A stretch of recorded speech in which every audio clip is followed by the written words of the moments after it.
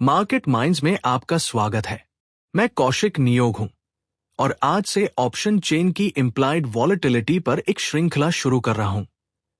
Implied volatility के अंतर्गत हम ऑप्शन ट्रेडिंग के दौरान निर्णय लेने के लिए महत्वपूर्ण विभिन्न विषयों को शामिल करेंगे। इस चैनल का उद्देश्य ऑप्शन चेन के विभिन्न डेटा बिंदुओं को सरल बनाना और ट्रेडर्स को आत्मविश्वास के साथ निर्णय लेने में मदद करना है। सबसे पहले आइए समझते हैं कि इम्प्लाइड वॉलेटिलिटी क्या है। कैपिटल मार्केट में हमें दो प्रकार की वॉलेटिलिटी का सामना करना पड़ता है। पहली है हिस्टोरिकल वॉलेटिलिटी और दूसरी है इम्प्लाइड वॉलेटिलिटी।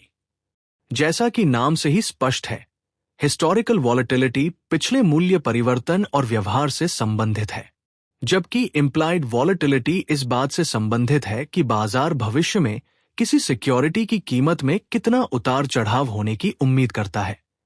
ये ऑप्शन की कीमतों से प्राप्त होती है और भविष्य की कीमत के बारे में बाजार की सामूहिक अपेक्षा को दर्शाती है।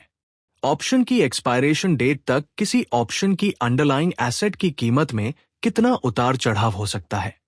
इम्प्लाइड वॉलेटिलिटी के अंतर्गत हम जिस पहले विषय पर चर्चा कर रहे हैं वह है रैंक इम्प्लाइड वॉलेटिलिटी।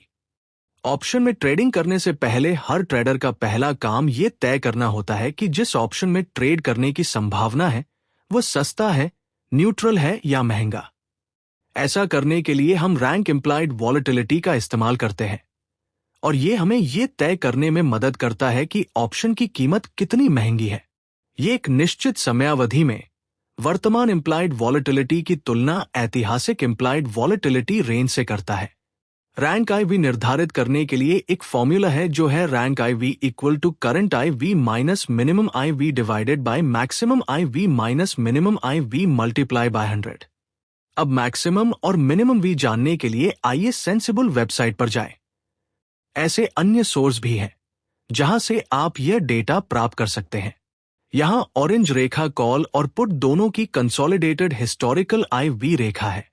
अब उस रेखा में अप्रैल महीने में ट्रंप के बाकी दुनिया के साथ टैरिफ वॉर के कारण 48.72 तक की अत्यधिक वृद्धि हुई है। हम इसे अनदेखा कर रहे हैं क्योंकि ये वृद्धि एक विसंगति है। शेष आंकड़ों से आइए मैक्सिमम IV को 30.11 और मिनिमम IV को 9.53 माने। अब आइए NSE वेबसाइट ऑप्शन चेन पर जाएं और ATM IV डेटा चुनें। वर्तमान में 25,450 ATM स्ट्राइक का कॉल IV 13.14 है। आइए उस डेटा पर विचार करें। अब यदि हम एक्सेल शीट में डेटा को मैक्सिमम IV 30.11, मिनिमम IV 9.53 और करंट IV 13.14 के रूप में डालते हैं और फॉर्मूला लागू करते हैं तो रैंक IV प्रतिशत 18 आता है। अब सवाल यह है कि यह संख्या 18 हमारी क्या मदद करती है। अब एक्सेल शीट की शीट 3 पर चलते हैं। यहां हम परिणाम का विश्लेषण करते हैं। पिछली एक्सेल शीट में दिए गए फॉर्मूले का परिणाम 18% है, जो 30% से कम है। इसलिए यदि रैंक IV फॉर्मूले का परिणाम 30% से कम है तो इसका मतलब है कि ऑप्शन की कीमत सस्ती है। ऑप्शन खरीदने वालों को ऑप्शन तभी खरीदना चाहिए जब वह सस्ता हो। ऑप्शन बेचने वालों को भी सावधान रहना चाहिए क्योंकि अगर IV बढ़ने लगे तो उन्हें नुकसान हो सकता है। जब ऑप्शन सस्ता हो तो लॉन्ग स्ट्रैडल और डेबिट स्प्रेड कुछ लाभदायक रणनीतियां हो सकती है।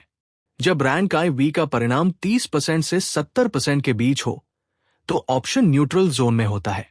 जैसे जैसे IV का मूल्य 70% की ओर बढ़ता है, ऑप्शन की कीमत और भी महंगी होती जाती है। हम जैसे सामान्य और नियमित व्यापारियों को न्यूट्रल जोन में कभी भी नेकेड ऑप्शन नहीं खरीदना चाहिए। इसके बजाय कवर्ड कॉल, कैलेंडर स्प्रेड आदि जैसी रणनीतियों का उपयोग करें।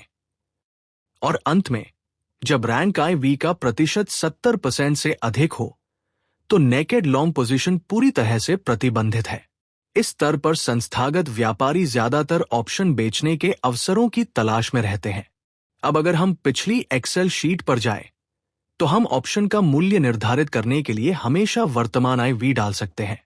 उदाहरण के लिए, अगर हम 11 डालते हैं तो रैंक IV 7 आता है, जो बहुत सस्ता है। अगर हम 14 डालते हैं तो रैंक IV 22 आता है, जो भी सस्ता है। अगर हम 17 डालते हैं तो रैंक IV 36 आता है और अब ये न्यूट्रल जोन में है। अब ट्रेडर को ऑप्शन खरीदते समय सावधानी बरतनी चाहिए। इस तरह ट्रेडर ट्रेडिंग से पहले ऑप्शन का मूल्य निर्धारित कर सकता है। इससे उसे बेहतर निर्णय लेने में मदद मिलेगी।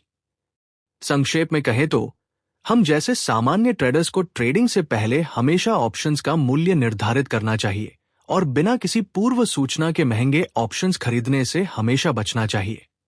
महंगे ऑप्शंस खरीदने का काम विशेषज्ञ ट्रेडर्स पर छोड़ दें। अंत में मैं आपको सुनने के लिए धन्यवाद देना चाहता हूं और यह भी बताना चाहता हूं कि यह वीडियो केवल शिक्षा के उद्देश्य से है और कृपया इस वीडियो की अवधारणा के आधार पर कोई भी ट्रेड करने से पहले अपने वित्तीय सलाहकार से सलाह लें। कृपया मेरे चैनल को सब्सक्राइब करें और अधिक जानकारीपूर्ण वीडियो के लिए जुड़े रहें।